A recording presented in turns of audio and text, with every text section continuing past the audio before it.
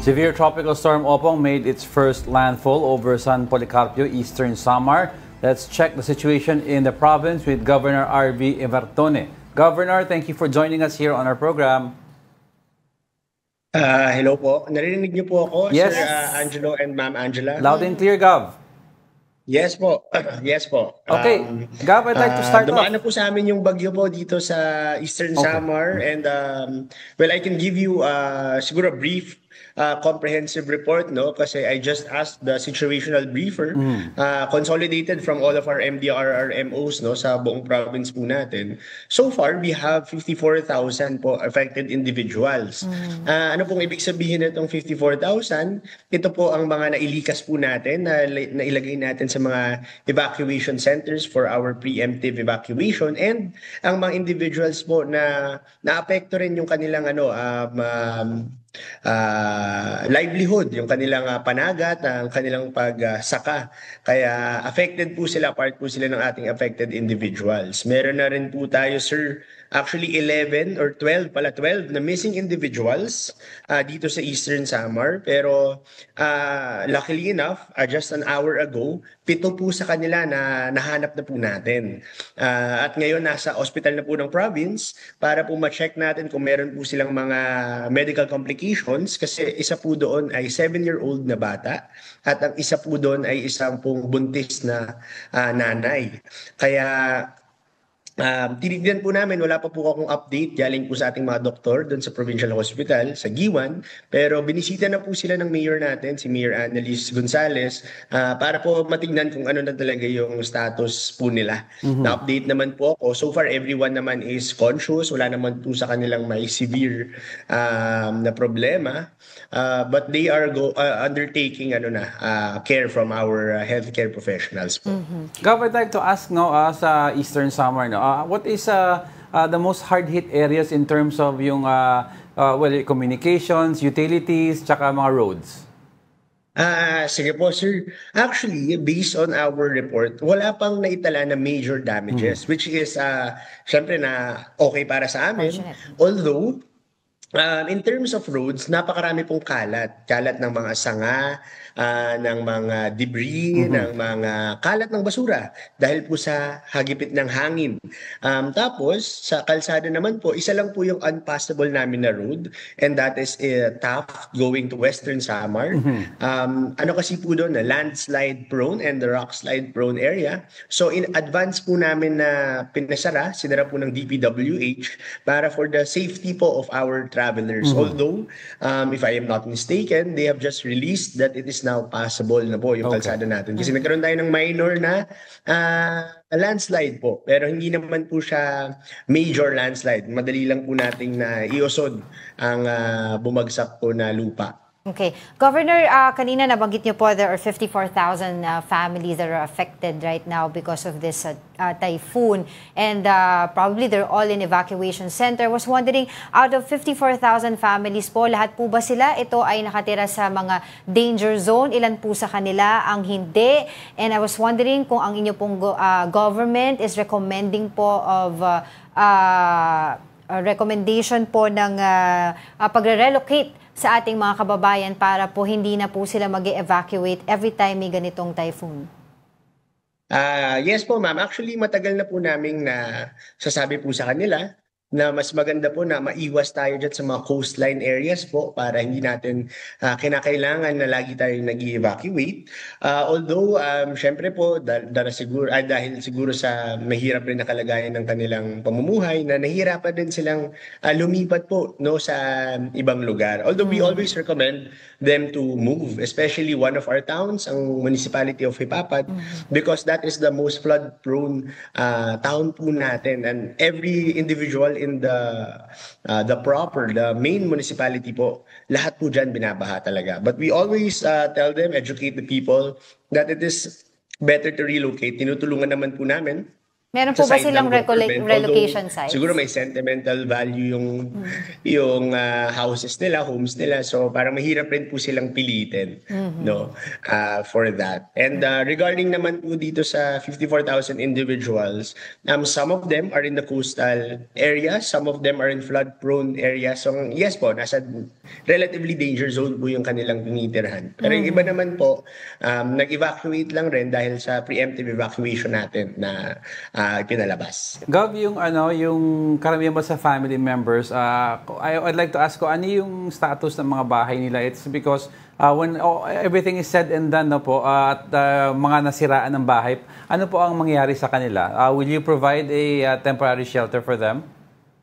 Yes po, yes po. Meron tayong mga assistances from the provincial government and the national government. Actually, ready na po tumulong ang mga national government agencies na kapag contact na po sa akin that we have readily available relief goods, items for shelter para po maibigay sa mga nasiraan ng mga bahay sa bagyo. Pero so far, ngayon, wala po pang reported na mga nasirang bahay or nasira po na mga lugar or major damages po dito sa aming probinsya po.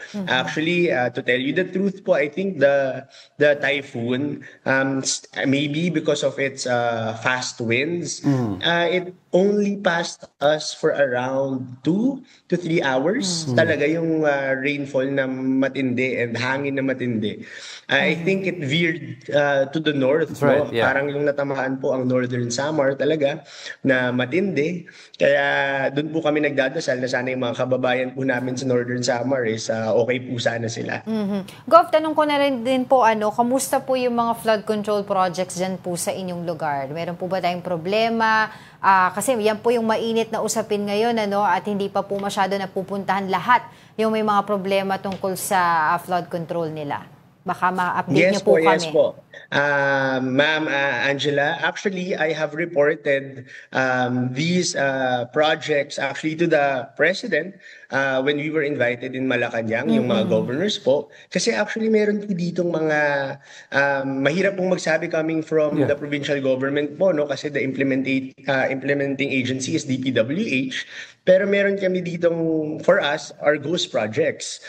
Kasi, ang nakita namin, based sa kanilang date ng pagtrabaho, dapat completed na sila by this year, by last year. Pero ang iba ngayon pa lang nagsisimula yung pagtrabaho. Meaning to say, these are ghost projects, di ba po? Although we have informed the national government already, ang DPWH, nakapagbigay na rin tayo ng reports. So hopefully, mabisita po tayo nila. At some point, I think Secretary Vince Dizon mentioned it in one of his hearings in the Senate regarding yung flood control controversy that Eastern Samar meron na pong report. So naibigay na po natin ng reports sa kanila. If I'm not mistaken, I think there are 6. How many? Ayan, 6 areas dito na na nabisita niyo na po ba yun, Gov? Ghost project. Yes po. Nabisita niyo na po ba yun, Gov? Yung 6 ghost project? Sorry po, flood control. nag-cut po yung una niyo pong sinabi. Nabisita niyo na po ba yung 6 na flood control projects na sa tingin po ninyo ay ghost? Yes po. Actually, 8 po kasi yung flood control projects. Based lang po na nakita namin sa DPWH website. Diretsong pinapunta ko po yung ating engineering team. Pati rin ako personally, napuntahan ko po yung mga flood control projects na to, no? Mayroon talagang problema kasi halatang walang nagtatrabaho eh. So, yung iba nagsimula lang after mag-pop up yung balita. Yes, Kaya, yes. it is a very problematic thing, lalo na sa amin na may areas that are flood prone, na may ganitong klaseng kalokohan dito sa aming probinsya. Talaga nakakabahala po siya, Mama Angela. I'd like to touch up on that a little kasi we've spoken to several LGUs. Ang naging problema daw nila sa DPWH, nag-FYI lang, hindi daw humihingi ng proper documentation or proper approval to conduct yung scope of work. Sa area ng concern nyo po, ganun po ba ang problema sa DPWH din? Actually, yes po. I think that will be common in almost all LGUs because the DPWH is a national government agency, no? Karamihan po kasi ng national government agencies, they just inform the LGUs that they will be conducting their programs, their projects pagdating po sa LGU level. Most of the time, wala na pong say yung LGU po, no? Pero meron ring mga pagkakataon in other agencies such as DSWD, DOLE, sa mga binibigay po nila sa amin ng mga ayuda or kanilang mga programa na i-inform po kami beforehand. But when it comes to DPWH, based on my experience, no, currently as a governor and previously as a board member, wala po talagang Proper coordination. po, no, sa LGU. Talagang nagsasarili lang po talaga sila. And I think you'll find that common, no, with most LGUs na ganyan po yung talagang problema na Which is hinaharap dapat namin. maayos nila. Pero Go. I wanna know lang kasi nabanggit mo kanina na flood control project siya na naiwan na dapat naigawa na, pero ngayon parang ngayon pa lang sila nagsisimula. You mean to say, Gov, as we speak, nung kailan nyo po nalaman na gumagawa sila ulit? Meron po bang mga tao doon ulit ngayon na ginagawa yung projects na yun? Okay po, ma'am. Sige. So, ganito po yung timeline. No, around August, we discovered that there were, actually before August, meron kaming idea of a project. Although since it is DPWH, it was out of the scope of the LGUs. Right. No? So around August, no, parang bumulusok na talaga yung problem ng flood control.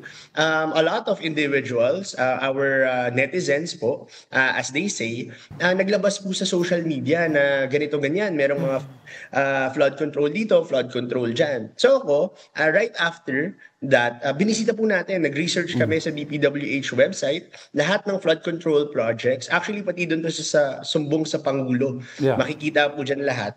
Tapos, ang nakita po namin, meron kasi dyan completed percentage. Yes. Doon sa isang project, nakalagay doon 80% complete na siya. Pag bisita namin, nagtanong kami doon sa mga trabahante, kasi simula pa lang nila magtrabaho, the day na dumating po kami. So, medyo concerning, di ba? Yeah. Ang start ng project was 2024 and it was supposed to be finished in January. This is a project in Hernani, Eastern Samar, in Barangay Garawon. And there is another project in Soong, Llorente. Also, Barangay Soong in Llorente, na same lang rin yung period po ng pagtatrabaho nila. Pero, the problem is, yun nga, nung pumutok lang sa social media, doon lang nagtrabaho mga contractors. And actually, I'm getting more info from this, but based on our initial reports, the companies or the construction companies that have the projects here are Diskaya companies, no? So I think it's YPR. I think that's under their branch of companies po na nahawakan po nila. So talagang very alarming po. Ito na umabot po dito sa Eastern Samar yung mga ganitong flood control project. Ngayon sila nagkukumahog. Pakidagdagan na lang po, dalawa pa lang po yung nabanggit nyo na allegedly flood control projects. Meron pa po sa Taft, meron rin po sa Dolores. I have the data here on my phone. If we have the time, I can look it up. Kasi I don't have it on the top of my head right now. No, kasi yung focus ko po ngayon is actually yung bagyo po. Yes po, opo. But meron po sa Barangay Garawon, Batang to Garawon, Hernani, Barangay Hinolaso Dolores, Barangay Malinaw Taft, Barangay San Pablo Taft, Barangay Siha, Borongan City, Barangay Soong Llorente, and Barangay Gamot Oras. Although, not all of these are ghost projects. Based on the reports, meron naman po ditong mga natrabaho na mga flood control projects. Kaya hindi rin namin ma-determine naman in terms of how it was done, kung standard ba siya or substandard, because we don't have the detailed engineering design po, yung DED, kasi DPWH po yung nakahawak dyan. So, yun lang po yung problem namin. Our report is, it couldn't be completed. We only have here initial reports of what we can see with our eyes. But if we compare it to the main design, hindi po namin makuha That's yan true. kasi it's under DPWH. Okay. Alright, Gov, it's good that you mentioned that to us kasi syempre I was wondering kung yung 54 individuals that you mentioned ay yung mga ilan doon ay nakatira doon sa mga barangay kung saan may flood control projects eh. Kasi importanteng malaman po Wala natin naman yan po. eh. Wala Wala naman. naman po doon. Alright, sige, patuloy po kami makikipag-ugnayan sa inyo. Mag-iingat po kayo. Maraming salamat po sa inyong oras, Eastern Samar Governor RV Evardone. Po, Ma'am Angela, and thank you po, Sir Angelo. Thank you po.